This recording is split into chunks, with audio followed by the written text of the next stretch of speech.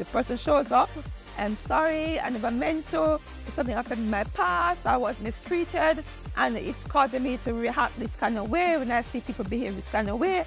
And he takes home his chocolate, he takes you on a date again, he buys a nice gift, and you become the honeymoon phase. Welcome to the Oasis, a safe space, Holy Spirit-led intervention for healing and empowerment. Welcome back to our series on Guard Yourself Against Abuse. Abuse is real. It is not a figment of our imagination. A lot of persons are being abused daily. 1 in every 4 women are being abused. And over the last 2 weeks, we spoke about what is abuse. And as a reminder, abuse is intimidation, fear, anything that uses to control you and put in a place where you become intimidated or fearful. Abuse, we look at the types of abuse, and those types include the whole matter of financial, spiritual, emotional, religion, stalking, digital, sexual. And we wanted today to quickly look at how you are affected by abuse. The whole matter of the effects of abuse. Abuse takes a toll on us. And if you remember in our first session, we spoke about the scriptures that says we are fearfully and wonderfully made. And if we are fearfully and wonderfully made, why are we subjecting ourselves to abuse? What are the effects of abuse? 1, depression, including suicidal thoughts. You feel depressed, you don't want to go outside, you don't want to open your doors, you don't want to go anywhere, you want to in this dark space. Depression. Denial. I'm in denial, I'm not being abused. There's no indication that I'm being abused. Because you tell yourself that you're not being abused and you operate that kind of way. Fearful. Remember we spoke about what it is? It causes you to be fearful. If you become paranoid, and you basically become fearful of your abusive partner. Social withdrawal. You don't want to be among your friends or your families or to be part of any social gatherings. Substance abuse, you begin to take alcohol, you begin to become addicted to smoking or sleeping, even sleeping meds. You find yourself addicted to these kinds of substances to ease the pain and the tension. Resentment, you become resentful, hungry, there's a level of aggression, and sometimes you become so resentful that you pull yourself away and shut yourself away from the people who want to help you. Anxiety, on the edge. You always think that something is going to happen, somebody's watching over your shoulder. You're not so sure if your partner's on his way home, what to do now. Should you be sitting up? Should you be in the bedroom? Should you be in the kitchen? What should you be doing? You're on the edge. Should you be watching the TV? He's going to come and turn off the TV. Should you be on, oh, no, you can't be on the phone because he's going to come and turn off your phone. I want to know who you're speaking to. So you become, and there's a level of anxiety. Shame is a common one because you feel a sense of responsibility for the abuse. You begin to say, what did I do wrong? What did I do wrong? I'm supposed to be blamed. If I just wash the plate, wash the dishes, he wouldn't have hit me. If I just make up the bed, he wouldn't have hit me. If I had prepare his meals and leave it in the lid as he instructed me, he wouldn't have hit me. Remember, you are not responsible. You cannot take blame for abuse. Do not blame yourself for abuse. Your abuser is the one who needs to take blame and be guilty for it.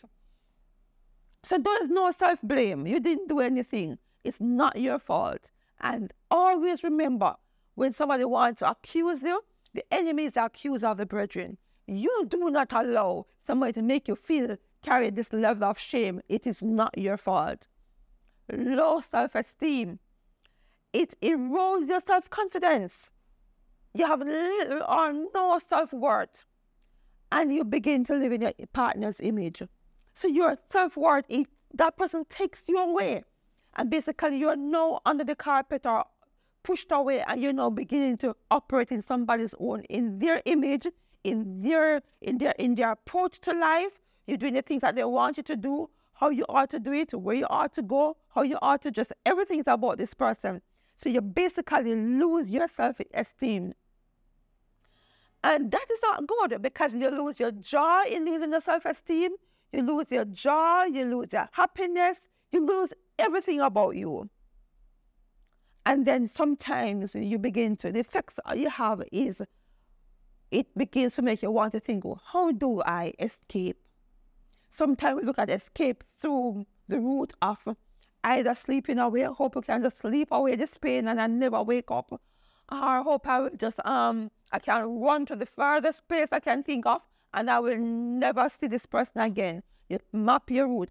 Or I might just probably, I am the cause of this problem, might as well I exit this life by dying by suicide. So you find yourself in this place of wanting to escape the abuser, but thinking your escape route ought to be you leaving this planet Earth. That's not it, and that's true. If you're thinking about that, we encourage you to get help, because that is not the way out. Help is available.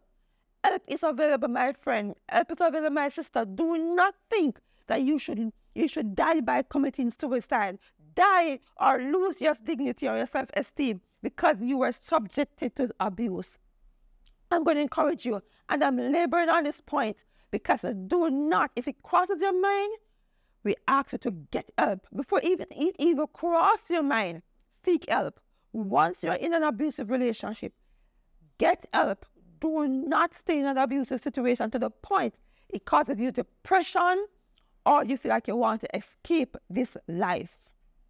So remember, the effects include depression, denial, fearful, social withdrawal, substance abuse, resentment, anxiety, shame, low self-esteem, or you want to escape. But there is a cycle to abuse, because abuse is just pop up and pop out, pop up and no. There is a cycle. And let us look at the cycle of abuse. We're looking at four points in the cycle. So the relationship is very nice going, everything is going very well. And you get into a place where suddenly tension builds up. So it starts, you have a nice, calm relationship. Things are fine, going very well. Everything is good, everybody's on a good cordial, things are great, going great. Then there's a level of tension begins to build up. Things begin to happen, and you become, there's a tense moment. There's a strain in the relationship. Things are not going the way as you expect. And suddenly, this tension moves to the next point we call the abusive incident. So you move from a calm, loving, everything is going well, to this tension. And the tension then creates an abusive incident where that is when you either begin to experience emotional abuse through the name calling, physical abuse, whether it's a physical hitting, the spiritual abuse. You can't be part of any church or the church family. Then you have the financial abuse, where finances are withdrawn or your money or your personal money is taken from you. Then you have the digital abuse, and that phase where that is when the actual abuse is taking place, where you can't use your phone. You have the sexual abuse. You cannot say anything about this matter. You are forced into sex without your consent, and you are sometimes subjected to all kind of sexual behaviors which is not in your own keeping or your own standards or likings. And stalking, when somebody's at you all the time, seeking you out and looking for you, even when it appears the picture is painted as if their person is caring for you, but they're actually stalking you.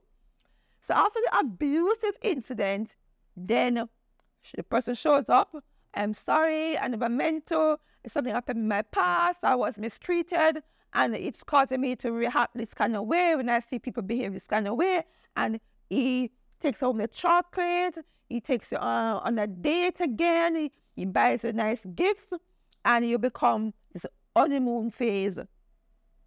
And in that phase, everything is nice and pretty. He washes the dishes. He does all the chores. He takes you out for a walk, and he takes you to all of the things that he knows you like. And therefore, that's the honeymoon phase. But tell you what, as you go through that honeymoon phase, you find that things begin to shift. You get back into this nice, calm phase. Things are nice and calm. There's no animosity. Everything is nice and pretty. Conversations are going very well. So you begin the cycle all over again. Then you move again to the tension phase. Then you go to the abusive phase. Then you go back to the honeymoon phase. And then you go back to the calm. So it's a cycle. My sisters, if you find yourself in this kind of cycle, get help. Stand up, speak out. Something is happening in that situation which is not very healthy for you. Stand up, speak out. It means that you're in an abusive cycle. So let us really understand that abuse is common. Abuse is real. It's not a figment of our imagination. There are different types of abuse. The symptoms go with each of them. There are effects of the abuse on you as a person. And the cycle is key as it unfolds before your eyes. You assess where you are and you get help. Today, as we look at all of that, I want us to understand that abuse is common. It goes across all ethnic groups. It is among us. It is within our spaces. We know persons that are being affected, and we want to encourage them to stand up and speak out. I want us to end on that note. I wanted to thank you for joining me today, because as we look at the next phase of abuse, is the reasons for staying in abusive relationship.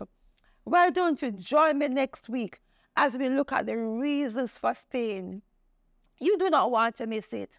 I thank you for joining and looking forward to seeing you and to sharing with you on the next episode of Guard Yourself Against Abuse.